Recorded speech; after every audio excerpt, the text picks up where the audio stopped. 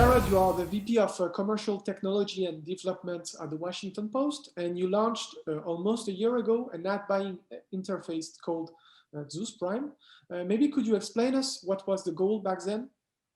The ZEUS technology suite really came out of I won't say desperation, but it was a very critical moment in media. About 5 years ago, when Facebook came out with instant articles and Google came out with AMP, and there was this big momentum around platforms building a great experience for advertisers and users, we kind of were hit with this existential crisis, which was, if we don't have a better experience for readers and advertisers that they're getting on Facebook and Google as they could get on the Washington Post, then we don't really have a business. So we really had to focus on building infrastructure for making a faster, more performant environment for publishers on the web. We achieved that on the Post out of speed and viewability and kind of building that framework. And now we've extended that to a lot of other publishers as well.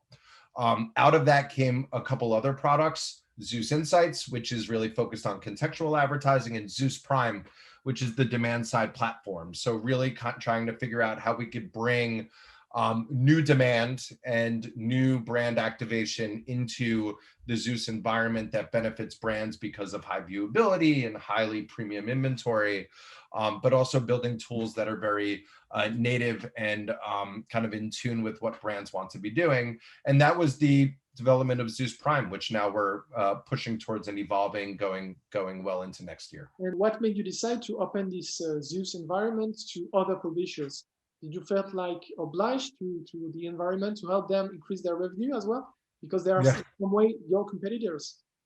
I think what's been interesting now with ZEUS is that where a few years ago media companies might have been hesitant to opt into licensing a software or even letting like the Washington Post manage revenue strategy or delivery and all of the things that we do, to where we are now, where there's a clear benefit for these publishers. It helps them make more money. It reduces the overhead. They don't have to focus on innovation outside of their core product, which is oftentimes journalism or creating content. And we've built a system that allows them to license it at an effective cost, drive more value, both in terms of their revenue and in terms of their user experience.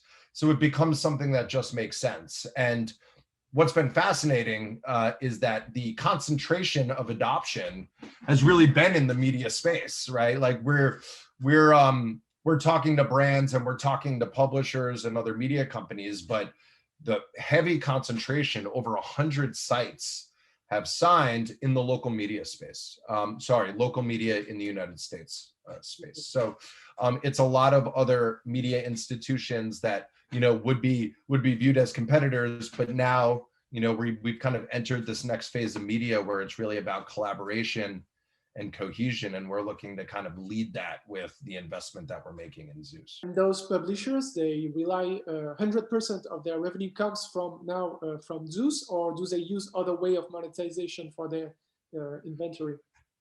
The answer to your question is no. ZEUS is definitely not the only revenue stream, and ZEUS is definitely not the only ad deliverer or renderer that publishers are having on their sites.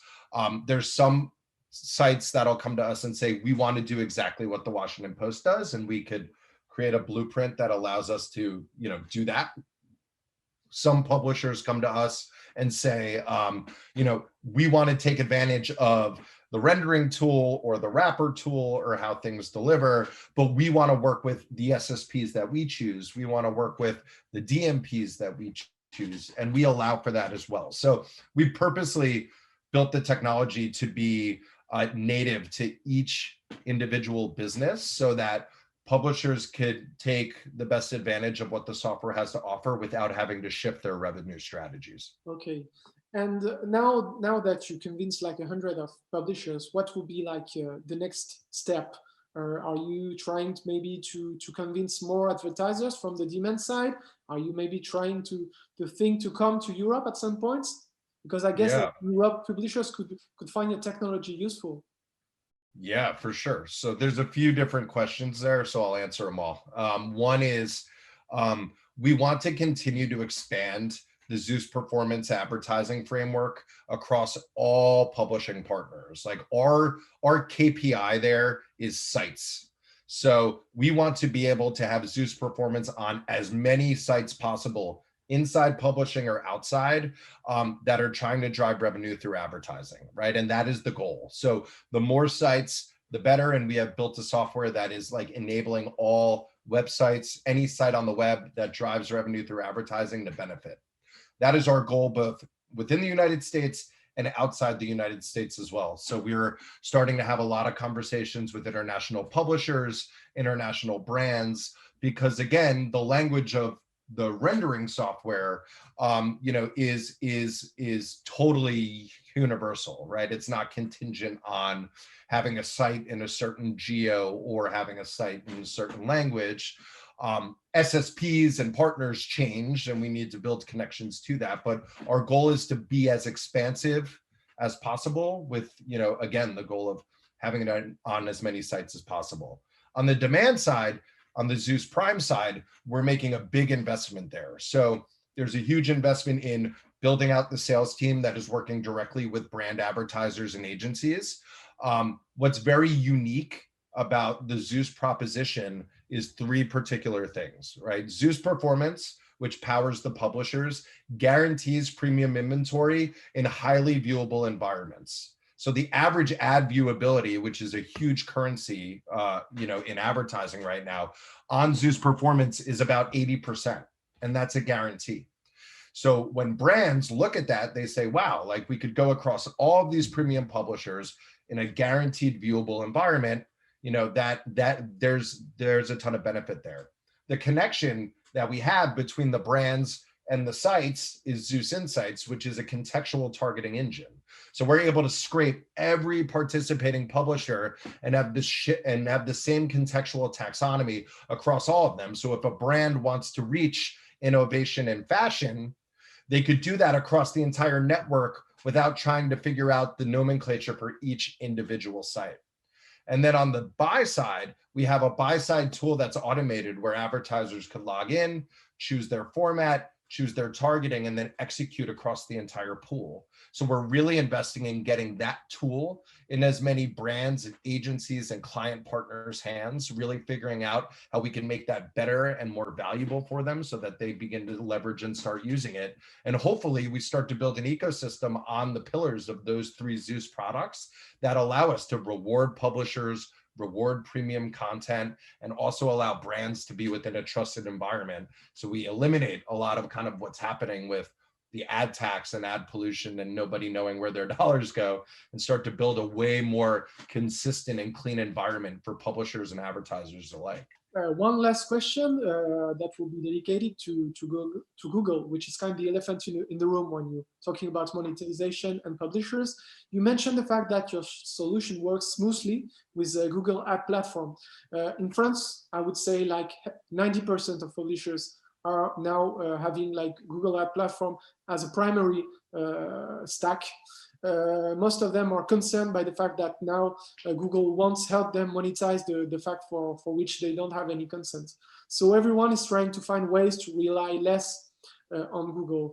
Would you say that it's also like a problem in the US, and that the US publishers are also trying to rely maybe a little less on those unavoidable partners such as Google? Yeah, it's an interesting discussion. I mean, I would say that publishers are thinking about how they can be more, I won't say more independent, I'd say less reliant, right? Publishers want to be less reliant on third-party vendors or partners that are kind of like driving their own business.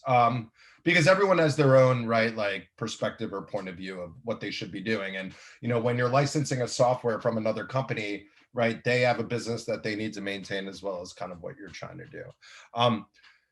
So I always encourage that. I mean, we're a company that's done that. We've built our own software to replace some partners. We've also built things that didn't exist from a partner point of view.